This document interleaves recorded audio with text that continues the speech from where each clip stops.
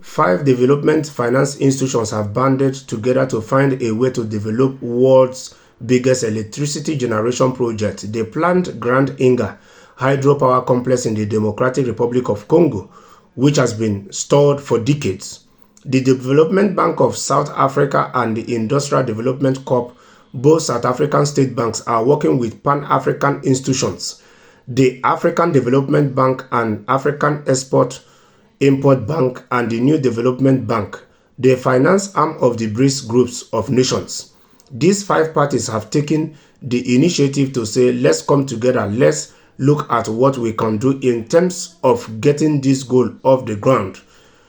Moho Gumpelo, the DBSA's chief risk officer, said on an interview, "How do we get it going, and how do we need to bring in terms of actual development?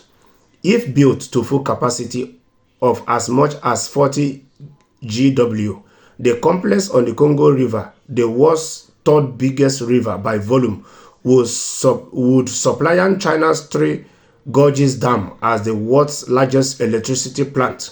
Still, a history of government corruption scandals and the expected cost of multi-phase project, with some estimates toppling $80 billion, which is equivalent to 1.45 trillion rand, have so far limited it to 2 dams with about 1.8 GW of installed capacity that were built more than 40 years ago.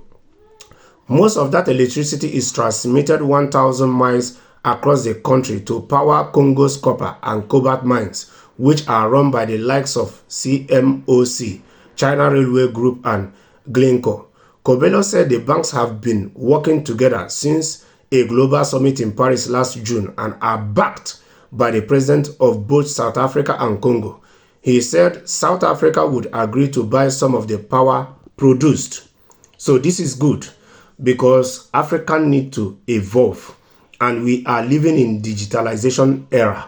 And if a country wants to be fully digitalized, one of the things that will make it to achieve that aim very fast and easily and make life much easier for their people is when they have constant and steady electricity. Yes, so South Africa wanting to buy part of this electricity is a welcomed one, and we hope that Congo in return by selling will be their brother's keeper by giving them affordable price when selling this electricity to them. Only 2 months ago, Congo's government announced that it had signed a preliminary deal with Nigeria's Natural Oil Field Services to build a 7 GW plant at the site. That sub-plant an agreement with Fort Secure Limited, a company owned by Australian mining billionaire Andrew Forrest, to develop a 40 gigawatt complex. Fort Secure itself has placed a group of Spanish and Chinese companies that failed to develop a 14 billion 11 gigawatt version of the project known as Inga 3. South Africa had agreed to buy power from that version of the facility too.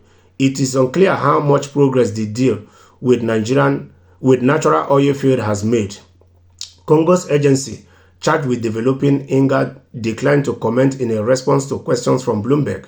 The development finance institutions will need to attract private investors to the project, Kobelo said.